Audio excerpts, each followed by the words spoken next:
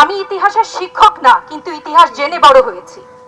আমার জন্ম ৭১-এর পরে, কিন্তু বই খাতা থেকে সরাসরি যুদ্ধে ভাষা আন্দোলনে যারা অংশগ্রহণ করেছিলেন তাদের কাছ থেকে শোনা শিক্ষা থেকে জানি মুক্তিযুদ্ধের চেতনা কি, ভাষা আন্দোলনের চেতনা কি ছিল। মুখের ভাষা বাংলা বলতে পারি, সেই জন্য বোধহয় ভাষা আন্দোলনের শহীদরা শহীদ হননি। আমার কথা আমি বলতে পারবো না, আপনি তুলে নিয়ে যাবেন। প্রতিবাদ করতে পারবো না, ভিন্ন মত প্রকাশ করতে পারবো না, আপনি আমাদেরকে রাজাকার বলে গালি দিবেন। রাজাকার শব্দটা প্রকাণ্ড একটা গালি, যাকে তাকে দিবেন না। এই আন্দোলন আর কোনো কোঠা সংস্কার আন্দোলন নয়, এই আন্দোলন ছড়িয়ে পড়েছে পুরো বাংলাদেশে। এটা বাংলাদেশের আন্দোলন। এই আন্দোলনে সকল মানুষ যুক্ত হয়েছে, যার যার জায়গা থেকে যুক্ত হয়েছে, এবং তারা বলছে যে তারা কতটা ঘৃণা করে। এই অসঙ্গতিকে যদি এই রাষ্ট্র না বুঝতে পারে, এই ঘৃণাকে যদি সে না বুঝতে পারে, এখনো যদি ইনিয়ে বিনিয়ে উদর পিণ্ডে বুদর ঘাড়ে ঘোটানোর চেষ্টা করে, এই রাজনীতি তাকে ছাড়বে না, এই ইতিহাস তাকে ছাড়বে না, এটা মনে রাখতে হবে। আমি শুধু বলতে এসছি 1971-এর ন্যারেটিভস পাল্টে যাচ্ছে। তখনও কিছু কিছু রাজনৈতিক দল আস্থা করে গেছে, এরাও এই আরেকটি দল তার সকল সাঙ্গ পাঙ্গ, তার চেতনাজীবী বুদ্ধিজীবীদের নিয়ে আস্থা করে যাবে, এবং এই রাষ্ট্রে সে আস্থা কূপে পরিণত করেছে। এই যে যত আবর্জনা, এই আবর্জনা পরিষ্কার করতে নেমেছে এই আমাদের শিক্ষার্থীরা, তাদের প্রতি আমার লাল সালাম। আপনারা দেখবেন হাসপাতালে যারা আহত হয়েছেন তাদের একটি বড় অংশই তারা বুকে অথবা পিঠে গুলি খেয়েছেন। আমি নিজে দেখেছি ঢাকা মেডিকেলের ক্যাজুয়ালিটি ওয়ার্ডে গিয়ে। আরেকটা সেটা হচ্ছে চোখে ছড়রা গুলি লেগেছে কয়েক শত, পত্রিকার রিপোর্ট অনুসারে। তৃতীয়ত যেটা, সেটা হচ্ছে স্নাইপার দিয়ে হত্যা করা হচ্ছে, কিছু কিছু ভিডিও দেখা যাচ্ছে। আমরা এসবের বিশেষজ্ঞ নই, কিন্তু লক্ষ্য করুন এই কায়দাটা কারা ব্যবহার করে। পশ্চিম তীরে দখলদার ইসরায়েলিদেরকে আমরা দেখেছি স্নাইপার তারা ব্যবহার করে সেখানকার ইন্তিফাদা গণ অভ্যুত্থানকে ঠেকানোর জন্য। আর অধিকৃত কাশ্মীরে আমরা দেখেছি ভারতীয় সেনাবাহিনী তারা এই অন্ধ করে দেওয়ার যে গুলি, এটা কিন্তু তারা সেখানে করছে। শত শত উদাহরণ আছে সেখানে।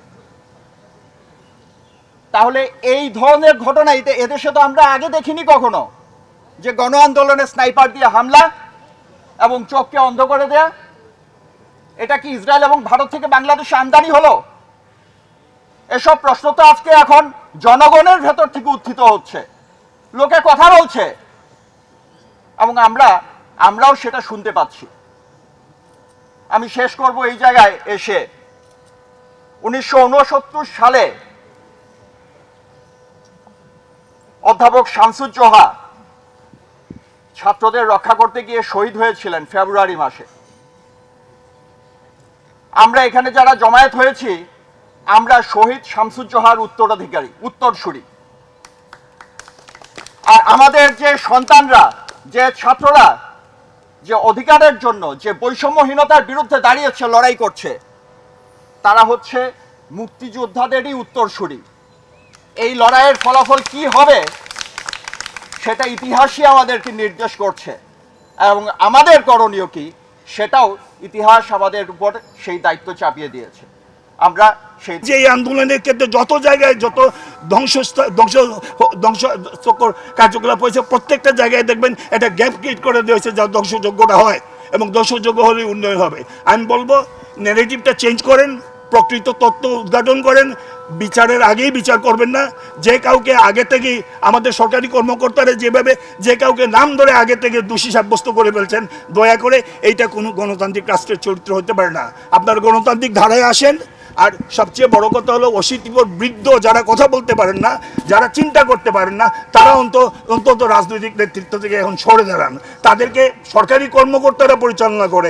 এখন আর রাজনৈতিক নেতারা মন্ত্রীরা নিজেরাও কথা বলেন না, কথা বলে সরকারি কর্মকর্তারা। আপনারা সুস্পষ্টভাবে দেখেন সব জায়গায় কি হচ্ছে।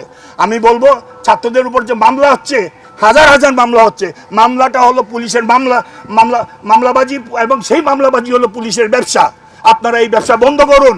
ছাত্রছাত্রীদেরকে বিরুদ্ধে অযথা মিথ্যা মামলা ঘর থেকে বাচ্চাদেরকে ধরে নিয়ে আসতেছেন। সাধারণ শিক্ষার্থীরা যখন রাস্তায় নেমে বৈষম্যের বিরুদ্ধে আন্দোলন করে, সাধারণ শিক্ষার্থীরা যখন রাস্তায় নেমে ন্যায় বিচারের জন্য আন্দোলন করে, সাধারণ শিক্ষার্থীরা যখন তাদের মর্যাদার জন্য আন্দোলন করে, তখন যদি তাদের গায়ে গুলি চালায়, সেটা কি সংবিধান লঙ্ঘন নয়? দলে দলে ব্লক রেট দিয়ে আমাদের ছাত্র সন্তানদের ভ্যানে করে নিয়ে যাওয়া হচ্ছে, কোথায় নিয়ে যাওয়া হচ্ছে, গুম করে ফেলা হচ্ছে, মেরে ফেলা হচ্ছে, আমরা কিছু জানি না। আমার এক ছাত্র রাত 12:30টার সময় ফোন করে বলল, স্যার আজিমপুরে ব্লক রেট দিচ্ছে, এখন কি করব? আমার 2 বন্ধু এখানে আটকা পড়ছে, তারা খুব ভয় পাচ্ছে। আমি বললাম রাত 12:30টার সময় আমি কি করব, আমি নিজেও বুঝতে পারছি না। তো তোমাদের দেখো, যদি কোনো বিপদ হয় আমাকে জানিও। ভাগ্যক্রমে কোনো বিপদ হয় নাই, তারা বেঁচে গেছে, কিন্তু এরকম সৌভাগ্যবান কিন্তু সবাই না।